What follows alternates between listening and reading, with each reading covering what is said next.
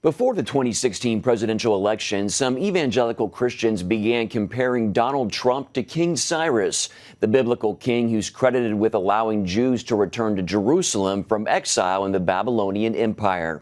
The idea behind the comparison is that a non-believing leader can be used by God to enact policies that help advance the interest of believers, in this case, Christians and Jews.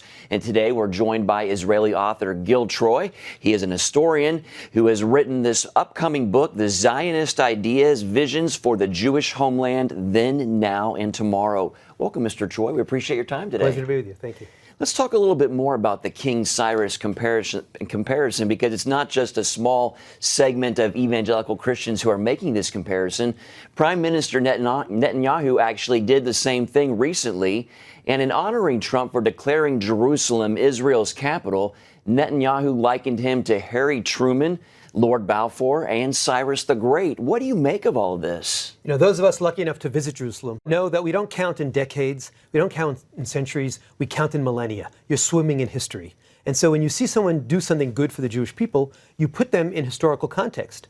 And Harry Truman, after he recognized the state of Israel within 11 minutes of its founding in 1948, was thanked.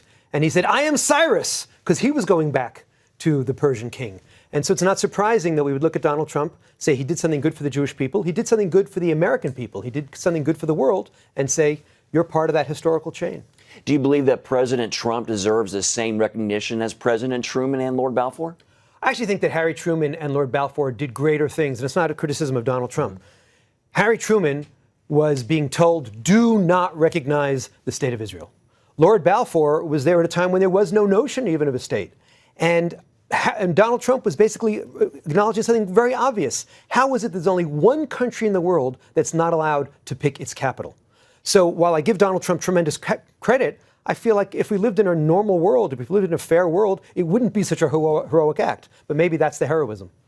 Well, what are your thoughts about how the Trump administration has acted with regard to the state of Israel overall?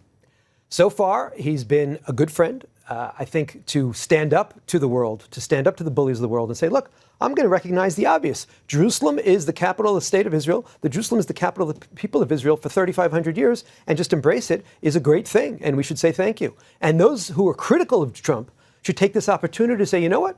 I'm critical of him on A, B, C, D, but on this, I thank you. And it hurts me that some people have allowed their hatred of Donald Trump to, dare I say, trump their love of Jerusalem and love of Israel. Well, your new book, The Zionist Ideas, Visions for the Jewish Homeland, Then, Now, and Tomorrow.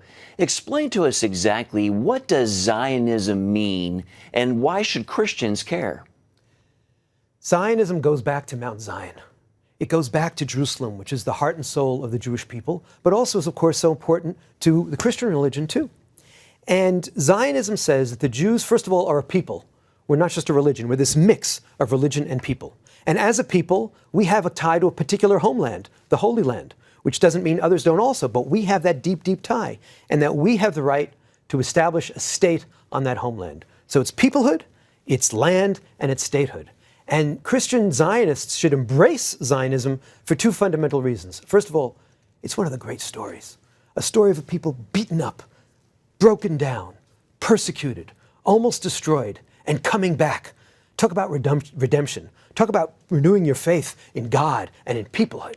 That's an amazing thing. But more than that, at this age in America, when we're so divided, when we're looking for inspirations, when we need to remember the core values of the American revolutionaries, the core values of democracy, this is a story of democracy. This is a story in the Middle East, in the hostile Middle East, of democracy flourishing, of a country that has shared values, shared interests, and now shared challenges in building a democracy that America and Israel can be together. So I think that Zionism is an opportunity for us to remind us who we are as a biblical people, as an ideological people, as Democrats, lowercase d, people who believe in democracy, and as idealists who want to make the world a better place, be it here in the United States or in Israel. Why did you decide to write this book? I mean, do you feel like God put it on your heart? I feel like in 1959, when a first version of this book came out, the state of Israel was very fragile, and the conversation about Zionism was very robust. Now, unfortunately, the conversation about Zionism has turned very fragile, even though the state of Israel is robust.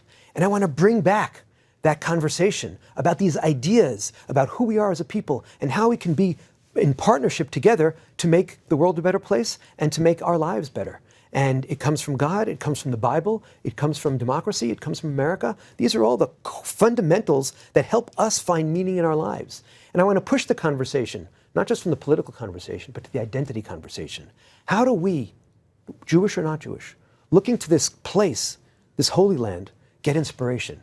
How does it give us meaning? How does it give us anchors in this crazy world of me, my, more? This is about us. This is about God. This is about the history. This is about tradition. This is about meaning.